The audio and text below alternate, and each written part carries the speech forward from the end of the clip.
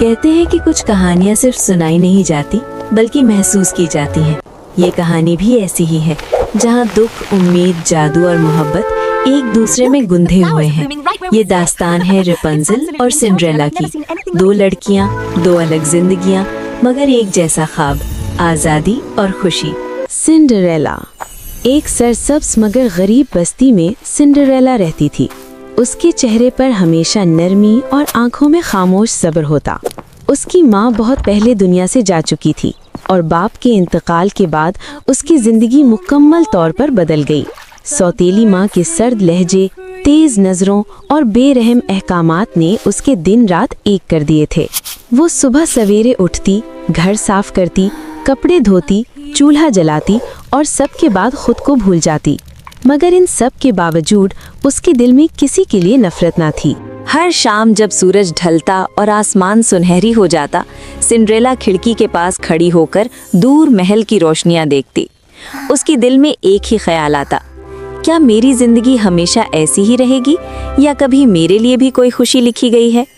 वो सितारों से बातें करती और दिल ही दिल में दुआ मांगती। उसी बादशाहत के एक और हिस्से में एक घने जंगल के बीच एक बुलंदो बाला मीनार खड़ा था। उस मीनार में रेपुंज़ल कैद थी।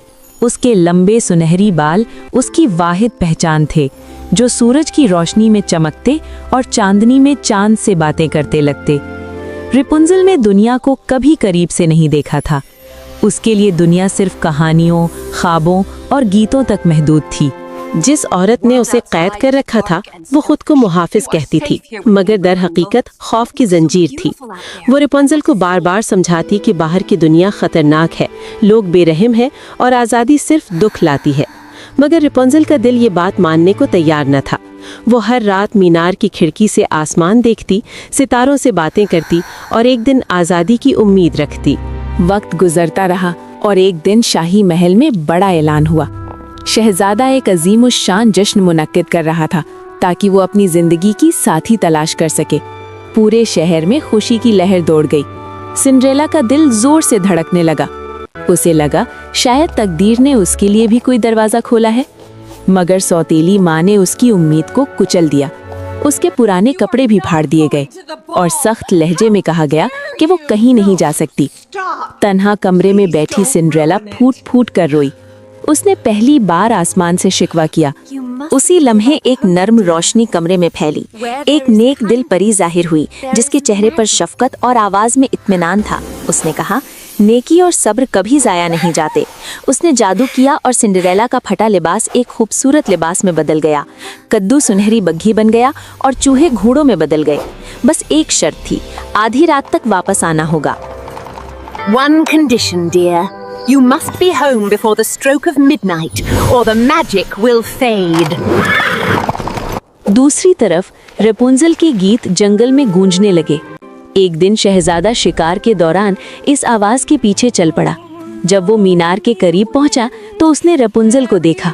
दोनों चौंक गए, मगर जल्द ही खौफ की जगह एतमाद ने ले ली। बातों बातों में दिल करीब आ गए।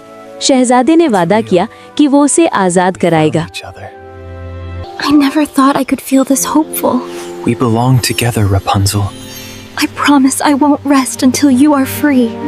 जश्न की रात महल रोशनियों से जगमगा उठा। जब सिंड्रेला दाखिल हुई तो सबकी नजरें उस पर ठहर गईं। शहजादा उसकी सादगी और वक़ार से मुतासिर हुआ।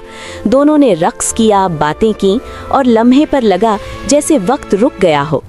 मगर घड़ी बेरहम थी। जैसे ही आधी रात करीब आई, सिंड्रेला घबरा कर भागी। सीढ़ियों पर उसकी एक शीशे की जूती रह गई, खामोश मगर तकदीर की गवाह। अगले दिन शहजादा उस जूती को लेकर शहर भर में तलाश पर निकल पड़ा। बहुत सी लड़कियों ने जूती पहनने की कोशिश की, मगर वो किसी को फिट ना आई। सौतेली माँ ने सिंड्रेला को छुपाने की कोशिश की, मगर सच ज्यादा देर छुप न सका। जब जूती सिंड्रेला के पाँव में पहनाई गई तो सब हैरान रह गए। हकीकत सामने आ चुकी थी। इसी दौरान रेपुंज़ल भी आज़ाद हो चुकी थी। मोहब्बत और सच ने खौफ की दीवार तोड़ दी थी। वो भी नई जिंदगी की तरफ बढ़ रही थी। आखिरकार महल में खुशियों का दिन आया। 2 शादियां हुई, खुशियां बिखर गईं और पूरे शहर में अमन फैल गया। सिंड्रेला ने सीखा कि सब्र का फल मीठा होता है। और रेपुंज़ल ने जाना कि आज़ादी सबसे बड़ी नेमत है। अखलाकी सबक: जो दिल साफ रखते हैं, आजमाइशों में सब्र करते हैं और उम्मीद का दामन नहीं छोड़ते, तकदीर आखिरकार उनका साथ देती है।